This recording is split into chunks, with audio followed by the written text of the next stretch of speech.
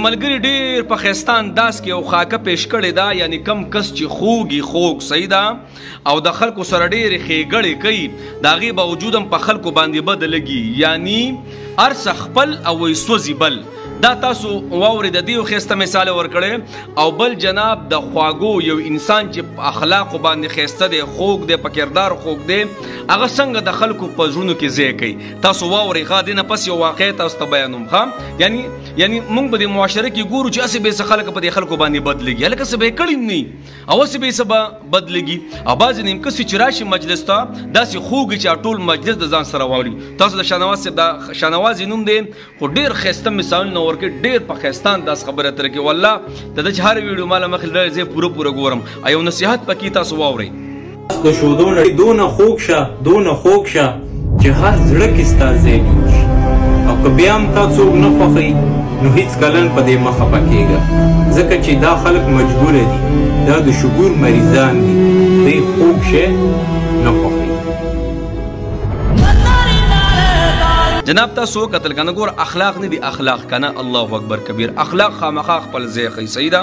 ګور نبی علیہ الصلوۃ والسلام 18 سال محنت کو کنه، اخلاق ګور اخلاق په هر ځای کې بځای کوي.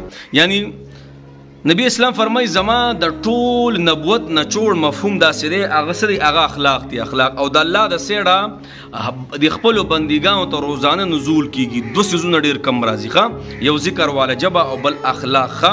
نو جناب هر طبقې والا خلک سیوا دی، خو اخلاق والا ډېر کم شوي دي ښه.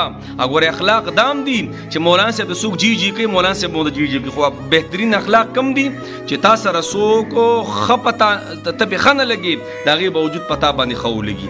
تا پسې څوک دروازې بندوي او ته پسې ورځې، تا سره څوک تعلق ختموي او ته ورسره نه ختمې، دوستانه یې سره ختموي او ته بیا هم د هغې باوجود ورځې، بار ورځې او زړه دې ورته صفی که نه، نو د دې کس دپاره په عرش د سوري لاندې قیامت کې یو خاص ځای دی ښه. الله اکبر کبیره. نو جنابو کم خلک چې کینه او بغض او فتنې او فسادات په زړونو کې ساتي که نه، دوی هسې ځان وخوړو، دنیا هم تباه و برباد ده او آخرت هم تباه و برباد دی. نو جنابو زړه صفا ساتل، سینه صفا ساتل، الله اکبر، دا د اخلاقو او د نبوت اعلی درجه ده ښه. زما نبی نے 18 سال محنت وکړو، 18 سال محنت 1400 یا 1500 صحابه لږ به مسلمانان شو. خو کله چې صلح حدیبیه وشوه، زه به ستا بازار ته راځم، ته به زما بازار ته راځې، نو په 3 کالو کې 1,24,000 ته صحابه رسېدلي. دا ولې تاسو ته پته ده؟